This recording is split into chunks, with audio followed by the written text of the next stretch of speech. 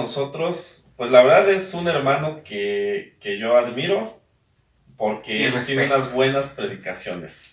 Él es... Hola, soy Efraín Mejía. Ya lo han visto en otro de nuestros videos donde estuvimos platicando acerca del Padre Amatuli. Si ustedes no han visto ese video, vayan en este momento a verlo, ya sea en el canal de Arturo o en mi canal, en cualquiera de los dos, Un Semi en Apuros o 7 panes y 2 peces. Y allí está este video donde hablamos sobre el Padre Amatuli. Pero bueno, hoy vamos a hablar de un tema muy importante y es el Adviento. Así que no se vayan porque va a estar muy bueno. Así ¡Volvemos! Es. Ahí está tu video. Bueno, pues ya estamos de vuelta y a ver, vamos a empezar a platicar acerca del Adviento. Vamos a empezar a ver con Arturo. A ver, Arturo, para ti, ¿qué es el Adviento? Pues bueno, amigos, el Adviento para mí es un tiempo de reflexión, es un tiempo también de espera, porque dentro del año litúrgico tenemos dos esperas. La del Salvador y cuando vamos a acompañar también a Jesús en el camino hacia el Calvario. Pero en este tiempo estamos en la espera de su llegada. Entonces, prepararnos de alguna manera u otra, de manera ya sea espiritual, de manera humanamente hablando, con el ayuno, con la oración, con las buenas acciones, con el ser hermano con los demás, en ver a ese Cristo que van a ser. Porque tenemos la tradición, desgraciadamente, que solamente nos preparamos para recibirlo en nuestro hogar, pero en un lugarcito, en un rinconcito. Entonces decimos, pues este año voy a ponerlo, no sé, en aquel rincón. Y solamente nos quedamos con esa parte de que sea bonito, de vamos a comprar el heno y las cosas así. La corona de Adviento, en mi casa, en mi familia, no la acostumbramos como en otros lugares. De hecho, ni siquiera el árbol de Jesé. Puede ser ¿Cómo es el árbol de Jesé? El árbol de Jesé es lo que representa ¿cómo se llama? El tronco de David. El tronco de David, la descendencia del reinado de Jesús. No conocía yo la tradición. Ni yo, pero... Si alguien de nuestros amigos que nos ven siempre sabe un poco más del árbol de Jesé, lo puede dejar en la caja de comentarios para que pues nos pueda ayudar un poquito más. Sobre todo el tronco de Jesé viene sobre las profecías, ¿no? De que iban a ser un salvador de la descendencia de David. De David. De ahí viene, ¿no? Entonces viene la descendencia, como hablamos del árbol genealógico. Ok. Entonces también se le ponen sus veladoras, las veladoras, yo siempre con las velas son las mismas, nada más que se acomodan de diferente manera, de manera que hay árboles o arbolitos, troncos de Jesé, que tienen tres bracitos, y el de arriba, y bueno, cada quien en la imaginación. No creo que sea tan nuevo para algunos, pero yo creo para que mí es nuevo. Pues también para mí. Bueno, ¿tú lo conocías, Efraín? Sí, había escuchado algo. Entonces, bueno, en mi casa no se acostumbra, solamente es les decía, esta parte del preparar el lugar, pero últimamente hay un seminarista en casa, pues ya ha cambiado un poquito, porque pues ya es prepararse también en el sentido de que vamos a preparar el rosario cuando se tiene que arrullar y cosas así, ¿no? Ya mi familia empieza a ir a misa, porque antes no son tan asiduos de ir a misa, pero ya con un seminarista en casa, pues ya se van. Entonces la preparación o la forma de vivirse el Adviento, pues ya va cambiando, porque es esta manera de prepararse. Y a ver, gatito. What's mine? Bueno, para mí, hace ratito platicábamos en el grupo de vida sobre este tiempo de Adviento, que más que nada los signos y algunos, se puede decir, símbolos en colores se reflejan mucho también al tiempo de Cuaresma, y los dos tiempos nos ayudan también a prepararnos, pero con un diferente sentido, ¿no? El tiempo de Cuaresma un poco más como de penitencia, de sacrificio, y el tiempo de Adviento es una espera, pero con la esperanza de que Jesús va a nacer en nuestra vida, en nuestro hogar. ¿O no, hermana Efraín?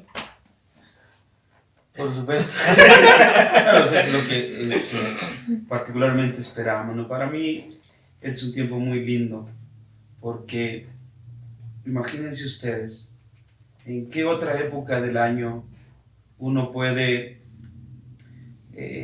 por ejemplo, prender la radio y escuchar que hay música que habla de la llegada del Emanuel. ¿En qué otra época del año uno, por ejemplo, podría invitar a los amigos a convivir, a compartir algo? Pero no solo para la cuestión material, sino para hablarle a esta gente que quizá todavía no sabe en qué consiste la verdadera fiesta de la llegada del Señor. ¿En qué otra época del año podemos nosotros escuchar que hasta los que no son cristianos, ateos incluso, tararean las canciones navideñas sin saber lo que están diciendo? Es un tiempo hermoso, es un tiempo que nosotros, más que preparación de quizá cosas meramente materiales, tenemos que ensanchar el corazón de alegría, porque estamos esperando algo enormemente grande, el Salvador del mundo. Este no es cualquier cosa, este no es cualquier acontecimiento, es un acontecimiento que se dio en la historia, y sin embargo nosotros no celebramos una fecha, celebramos un hecho grande, que cuando logra tocar el corazón del hombre, evidentemente que te transforma totalmente. Y esto es lo que de pronto yo siento que le está faltando al pueblo cristiano católico actualmente. Profundizar más en el hecho de que si te enamoras de ese acontecimiento maravilloso, tu vida evidentemente no va a ser la misma en adelante. Entonces, para mí el Adviento es este tiempo de oportunidad, yo lo llamaría así, ¿no? Yo comentaba con Alice hace un momento que nosotros hablamos de 4 semanitas de preparación. No, en realidad, si nos vamos a profundizar en la historia, el pueblo de Dios del Antiguo Testamento, el pueblo judío, el pueblo de Israel, tuvo que pasar siglos en esa espera. Siglos, o sea, no es una cosa así sencilla. De pronto eso es lo que no valoramos, y por eso pensamos que es algo transitorio y nada más. No, son grandes etapas, ¿no? Las que pasan. Pues si vamos al Evangelio de Mateo, en el capítulo 1, se puede encontrar claramente la genealogía de Jesús en 3 grandes generaciones de 14, digamos, etapas. Se marca la historia, empezando con Abraham. Imagínense hace cuánto tiempo. Abraham, y luego vamos a pasar por Isaac, por Jacob, por José el Soñador, por Moisés, por Saúl, por David, por Salomón, por José el Carpintero, por la Virgen María, hasta que por fin tenemos el momento crucial en la historia, descendiente de todo este linaje, el Mesías, el Salvador, Jesucristo. Una de las cosas que de pronto no captamos también es la cosa de ¿por qué decimos Jesús y por qué decimos Cristo? Porque a veces decimos Jesucristo.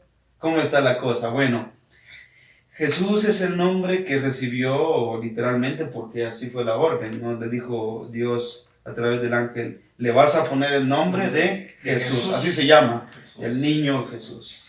Y Cristo significa Mesías, significa Salvador, el ungido. Y esto ya estaba anunciado desde el Antiguo Testamento, 700 años antes de Cristo. Isaías había dicho ya, ¿no? Y una virgen concebirá y dará a luz un hijo y le pondrán por nombre Emanuel. Isaías 7:14. Isaías 7:14. Isaías 7:14. Isaías 7:14. Acuérdense, Isaías 7:14. Entonces, no estamos celebrando algo que empezó ayer. Estamos ante un acontecimiento que lleva siglos y siglos de preparación. Por eso nosotros ahora, con 4 semanitas, pues no podemos hacer mucho. Lo que sí podemos hacer es ponerle todo el empeño por hacer las cosas bien, para que en esta Navidad, en realidad, podamos experimentar el amor más grande que Dios nos ha manifestado en la llegada de su Hijo Jesucristo. Yo pienso que empezamos este domingo, ya, ¿no?, el tiempo del Adviento, que significa pues espera de algo especial que viene. Es advenimiento,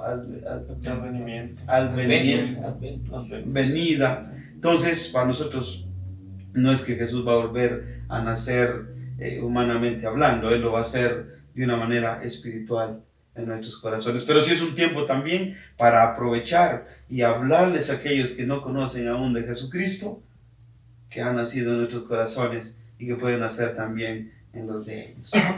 Sí, precisamente yo creo que que este es un tema muy extenso, muy extenso, pero quisiera tocar ahorita dos puntos principales. Uno de ellos, y ahorita lo mencionabas tú, yo creo que es que a veces se nos ha olvidado reflexionar el misterio de la encarnación. Porque a veces, y no por demeritarlo, pero estamos muy concentrados en el misterio pascual, en el misterio del sacrificio de la cruz. Pero dice un autor, que ahorita no recuerdo el nombre, pero lo estás viendo tú, dice un autor, un gran teólogo, que el sacrificio de nacer, el sacrificio de hacerse hombre, aquel eterno se limita a un tiempo, aquel omnipotente toma la fragilidad de la carne, aquel que es la sabiduría tiene que aprender a caminar, tiene que aprender a hablar, tiene que tener la necesidad incluso de que le den de comer. O sea, eso es algo grandísimo y yo creo que incomprensible aún hoy en nuestros días. ¿Cómo es posible que el creador del universo se haga un niño, se haga niño? Y ese es un misterio grandísimo y maravilloso que lamentablemente a veces no valoramos y lo vemos, como decías precisamente tú, como algo transitorio, algo que no impacta en nuestra vida, pero esto es lo más grande que puede existir. Es un hecho sin precedentes en la historia. Y aquí en nuestra religión católica no se trata de que uno busque a Dios como en cualquier otra religión. Hablamos de las religiones históricas, dígase musulmanes, judíos, hindús, budistas.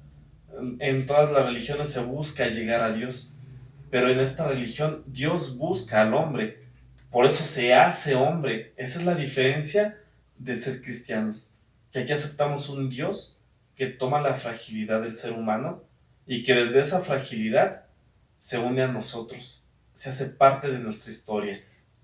Y todo por amor. Si no nos hubiera amado, nos hubiera encarnado. Porque solamente encarnándose, por ejemplo, se hace niño para entender a tanto niño que hoy sufre. Se hace pobre para entender al pobre. Este es un Dios extraordinario, ¿no?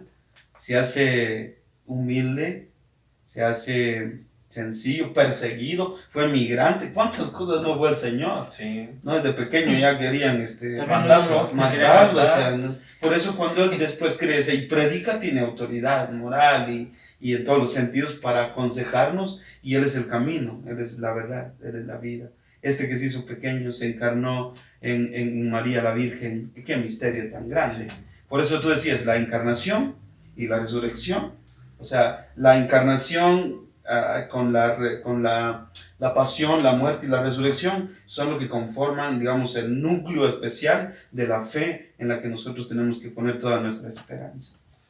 Claro, Bueno, pues yo quiero aportar también, ya decía el hermano de Efraín, sobre no tomarle pues el valor, ¿no?, en ese tiempo de Adviento, pues al gran misterio de la encarnación, y muchos podemos caer en la, digamos, en la mediocridad de vivir este tiempo como diciendo, bueno, ya se acerca el tiempo, voy a vivir, ya lo conozco, ya sé que van a poner la corona de Adviento, ya sé que en la iglesia van a cambiar los colores, el color morado, el padre se va a poner la casulla morada, la estola.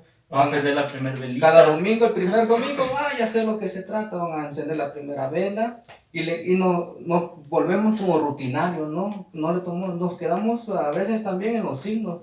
Bueno, ya sé lo que se va a tratar, pero no vemos que el tiempo de Adviento con todos los signos lleva una trascendencia de ver el misterio, tomar la importancia del misterio, que no solamente pues fueron 4 semanas, como dijo el hermano Efraín, sino fueron muchos años en que, bueno, desde antes de las profecías ya se había mencionado de que iba a venir el Mesías. Cuando llegó el Mesías en la encarnación, todo lo que tuvo que padecer, las persecuciones desde el niño, y no se diga cuando creció.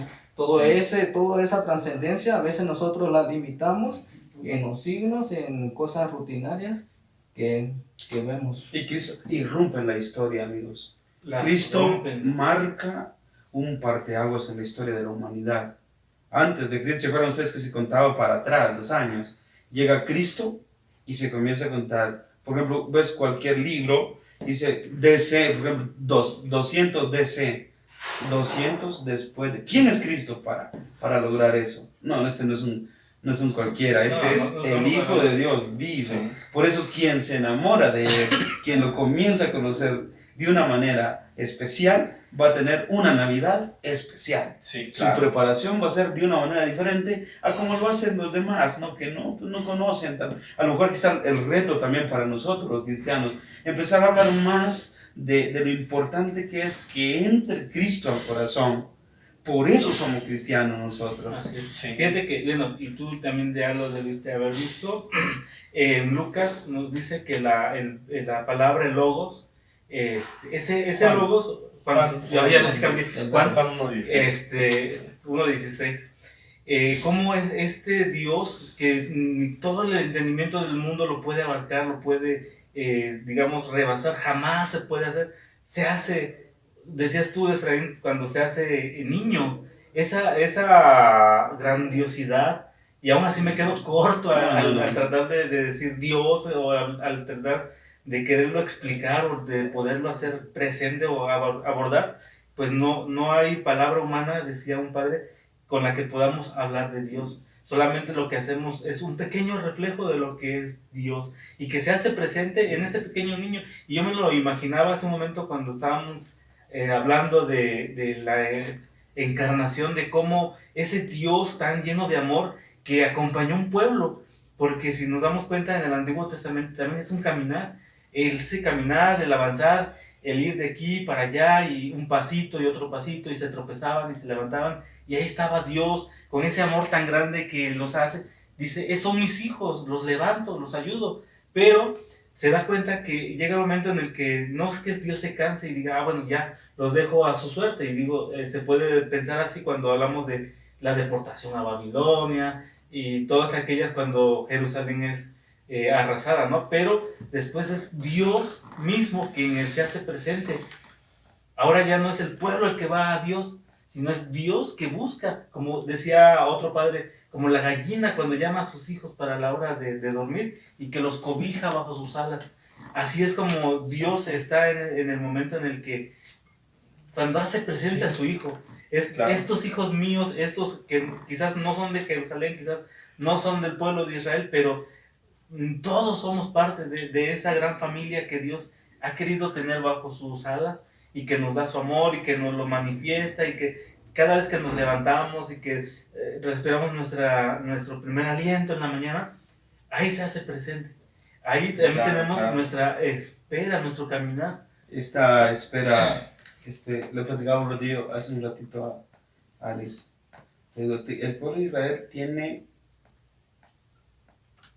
muchísimo tiempo esperando al verdadero Dios, al Mesías. Y todavía gente judía como Ana, ¿se acuerdan de la historia de Ana en el capítulo 1 y 2 de San Lucas? Ana y Simeón, judíos que esperaban la llegada. A mí me impresiona la historia esta de Simeón, que esperaba, dice la palabra. Él estaba esperando y un día, cuando menos lo esperaba, llegó María y llegó José con el niño en sus manos.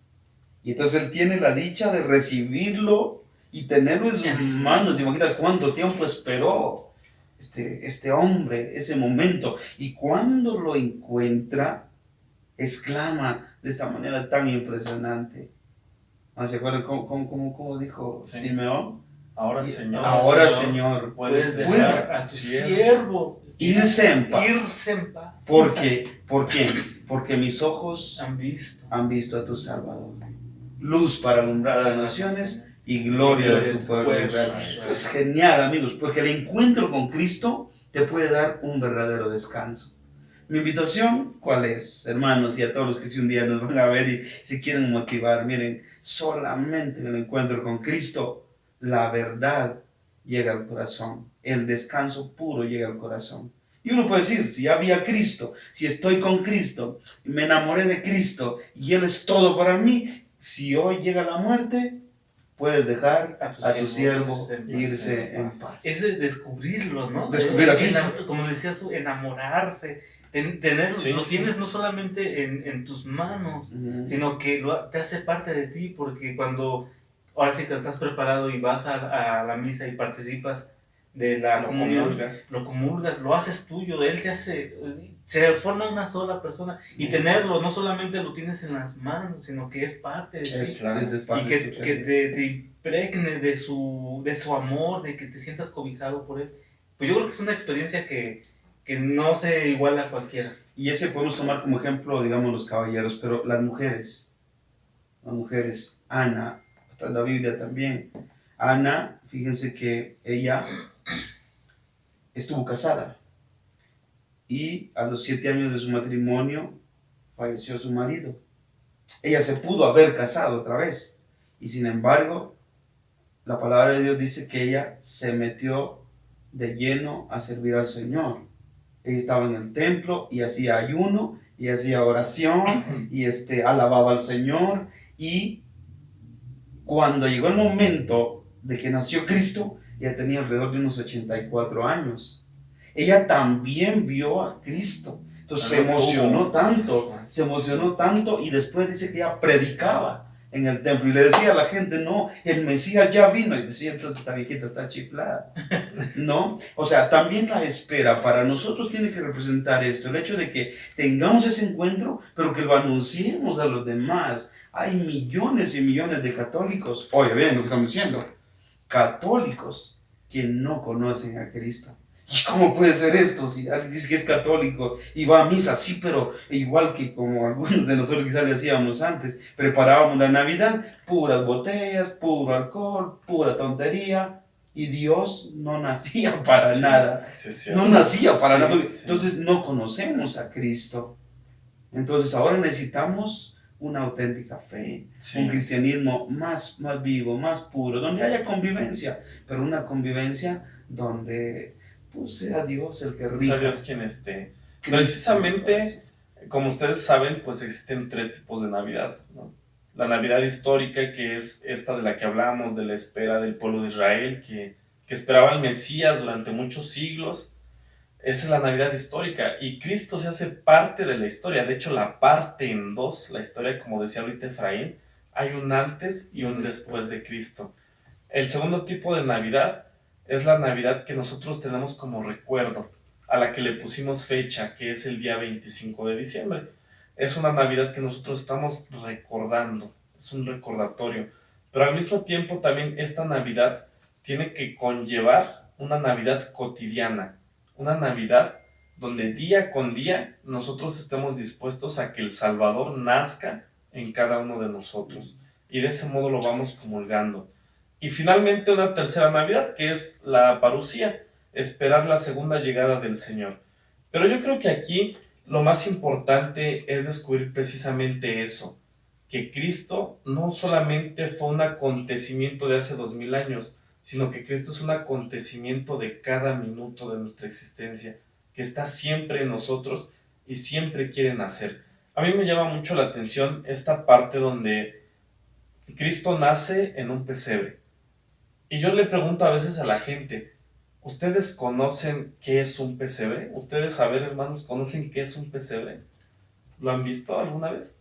Sí. A ver, ¿qué es un pesebre? Bueno, un pesebre de donde yo soy es donde se le da de comer a las vacas. Precisamente, ese es un pesebre. Ahora, las vacas, los pesebres están en los establos, ¿no? ¿Y a qué huele un establo?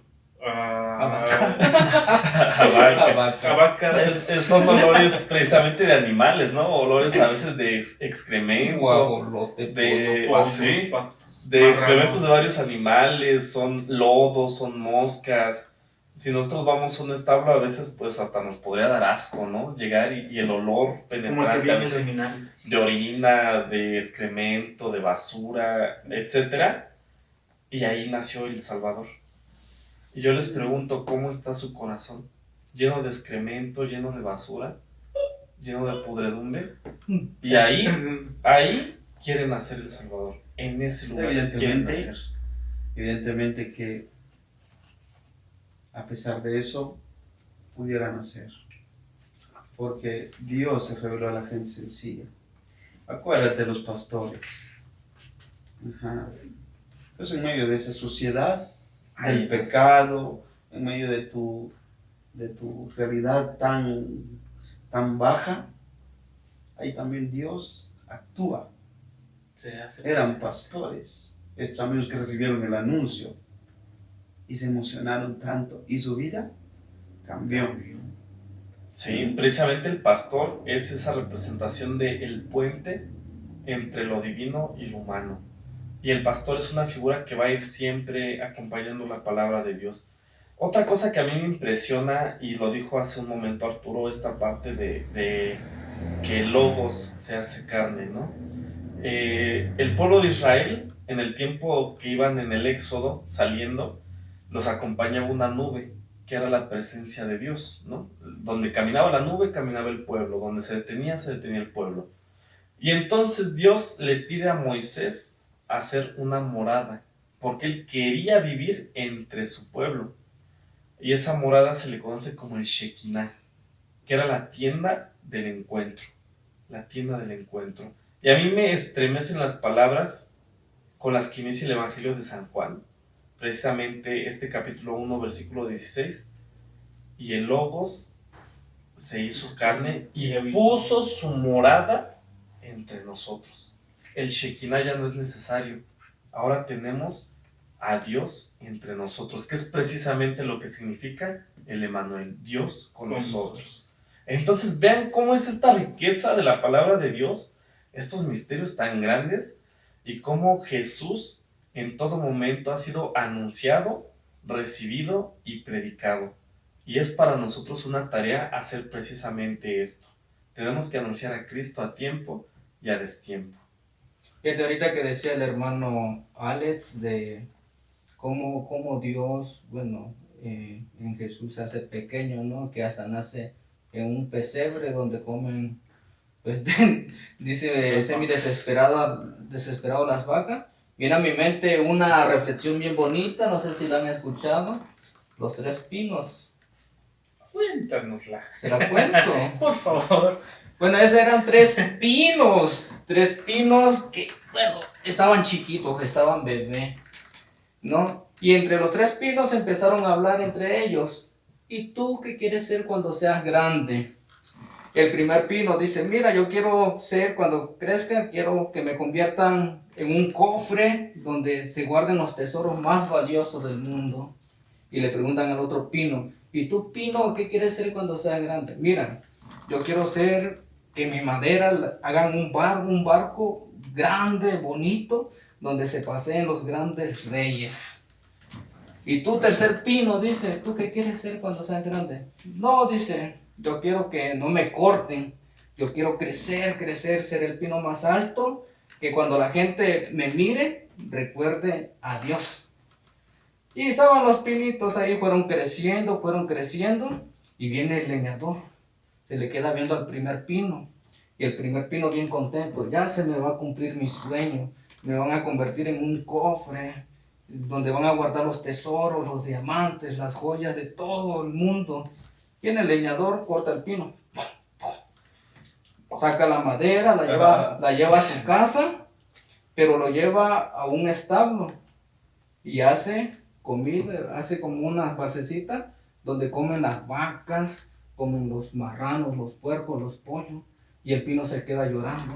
No, dice, este no era mi sueño era otro, yo quería hacer el cofre donde se llenara pues el tesoro.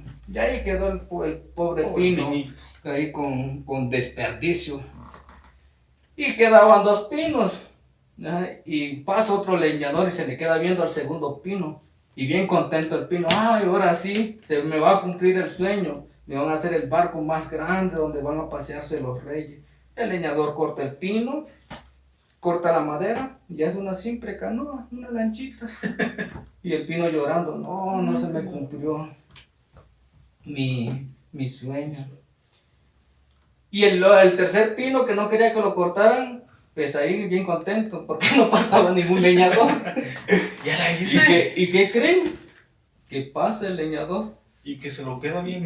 Y empieza a llorar el pino. No, dice, a mí no me corten. Yo quiero crecer grande, que cuando la gente me mire recuerde a Dios. ¿Y qué hizo el leñador? No le importó, que le mete el hacha.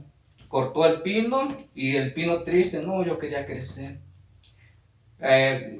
Cortó la madera, pero esa madera la guardó. Fueron pasando los años.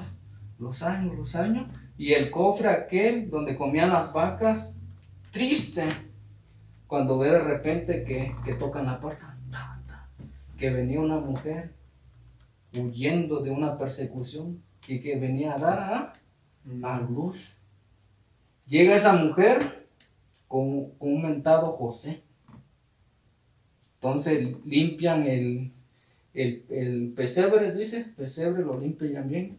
Y nace el niño Jesús y lo pone ahí. Y empieza a llorar el primer pino de alegría, comprendiendo que su sueño se había hecho realidad, que tenía el tesoro más valioso del mundo en él. Y empezó a llorar. Fueron pasando el tiempo, la lanchita olvidada ahí. No, pues se subían unos pescadores. Y él quería que se subieran los grandes reyes. Cuando de repente viene un hombre vestido de blanco, se sube en él. Y las aguas empiezan a moverse.